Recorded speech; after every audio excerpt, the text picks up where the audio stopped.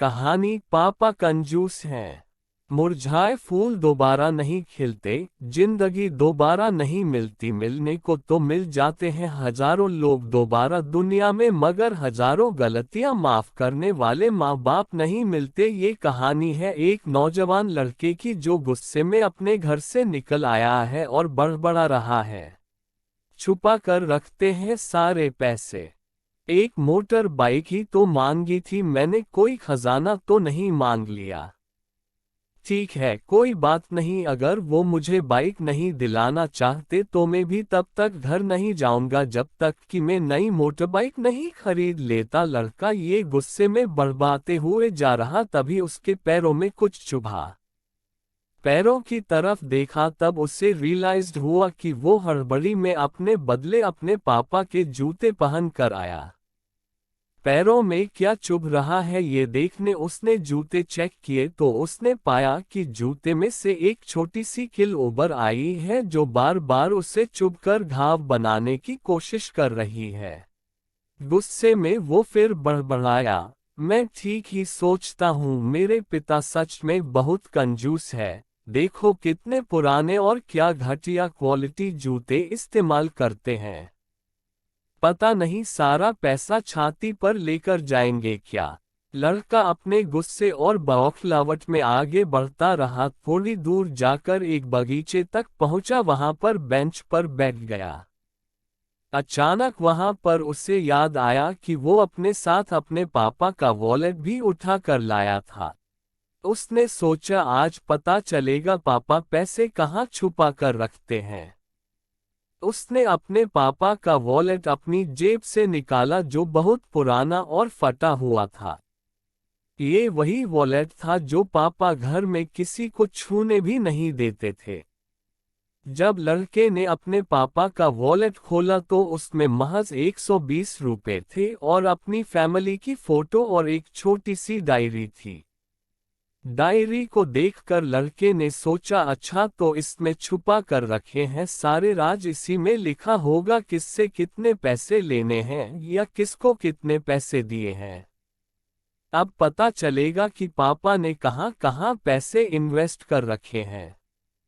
ऐसा सोच के लड़के ने जब उस छोटी सी डायरी का पहला पन्ना खोला तो उसमें लिखा था 40,000 रुपये बेटे की पढ़ाई के लिए उधार। लड़का ये देखकर शॉक हो गया।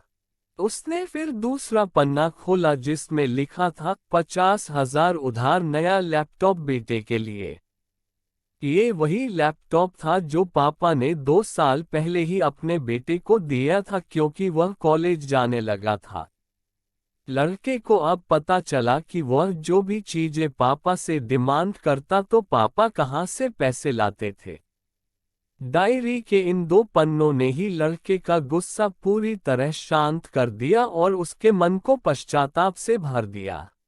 लड़का एक एक करके डायरी के पन्ने पलटता रहा और उसकी आंखों में आंसुओं की धार बहने लगी जो हर पन्ना पलटने के बाद बढ़ती ही गई।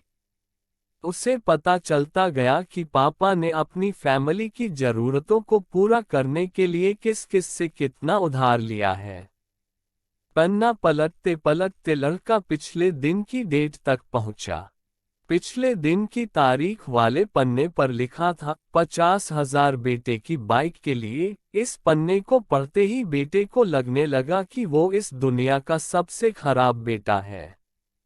लड़के ने जब डायरी का आखिरी पन्ना खोला तो उसमें लिखा था अच्छे जूते खरीदने हैं। हालांकि यह लाइन बेटे को समझ में नहीं आई लेकिन वह अब जल्द से जल्द अपने बाप को मिलना चाहता था, इसलिए वह बेंच से उठा और अपने घर की ओर तेजी से चलने लगा।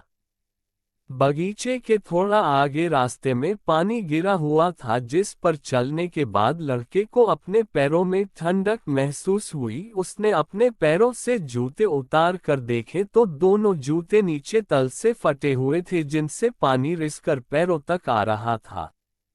जूते में निकली कील भी लड़के के पैर में जख्म बनाने में कामयाब हो गई थी। अब बेटे को माँ की वह बातें याद आई जब माँ पापा से कहा करती थी अब तो नए जूते ले लो, कितने पुराने हो गए हैं। और पापा ये कहकर टाल दिया करते थे, अभी तो लिए हैं, कुछ साल और चल जाएंगे। बेटे ने दोनों जूते उतार कर फेंक दिए और फूट फूट कर रोने लगा।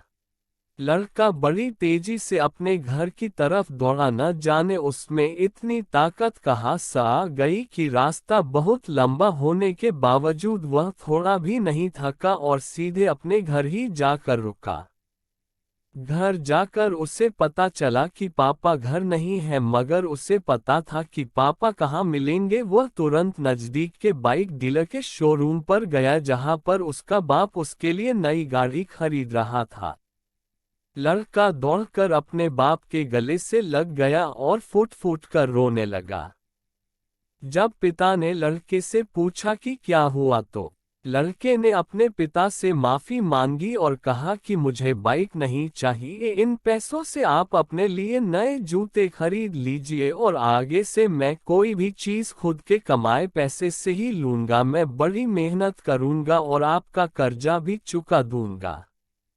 ये सब सुनकर पिता की आंखों में भी आंसू आ गए खुशी के। दोस्तों, बड़े खुशनसीब होते हैं वो लोग जिनके माँ बाप होते हैं, लेकिन अक्सर हम माँ बाप की मजबूरियां नहीं समझा करते।